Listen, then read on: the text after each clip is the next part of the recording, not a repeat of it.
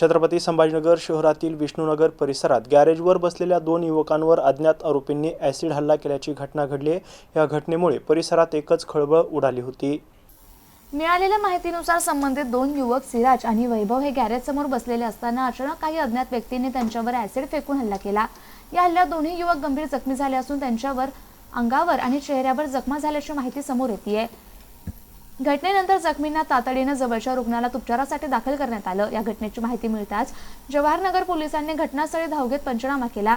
परिसरातील नागरिकांमध्ये या घटनेमुळे भीतीचं वातावरण निर्माण झालंय। दरम्यान पोलिसांनी अज्ञात आरोपी विरुद्ध गुन्हा दाखल करण्याची प्रक्रिया सुरू केली असून हल्लेखोरांचा शोध घेण्यासाठी तपास सुरू करण्यात आलाय। परिसरातील सीसीटीव्ही फुटेज तपासून आरोपींचा माग काढण्याचा प्रयत्न केला जातोय।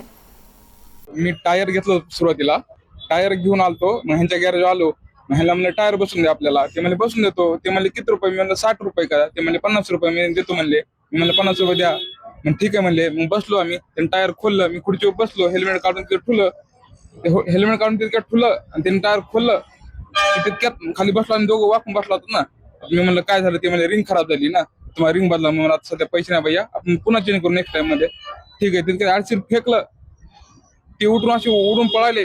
म्हणलं काय झालं, की माझ्या तोंडावर पडलं, त्याचे डोळे झाकून तर बिकानेर पळालो माझ्या डोळा वाचवण्यासाठी, मग दिसलंच नाही, तर मोबाईल खाली पडला माझा, सगळं अंगावर पडलेलं आहे।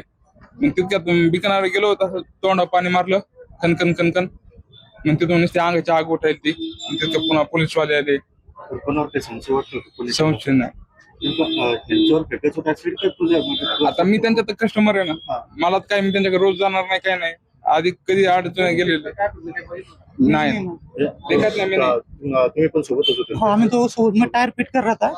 तर तुम्हाला आज काही डाऊट आहे कोणावर? नाही माहिती, मी खाली बसून काम करत होतो, मागून फेकले, आम्हाला माहिती नाही कोणी फेकले। आता पोलिसांमध्ये कंप्लेंट केली, पोलिसांचं काय म्हणणं? म्हणले करू, म्हणले कडक कारवाई झाली पाहिजे, आणि जे करीन त्याला कडक शिक्षा झाली पाहिजे। ह्याच्या पुढून नंतर कोणावर झालं नाही पाहिजे ना, इतकं असं जळाले ना, किती आग झाले सण, इथून पुढे कोणावर झालं नाही पाहिजे, त्याला कडक शोधून कारवाई झाली पाहिजे, इतकीच पोलीसवाल्याला।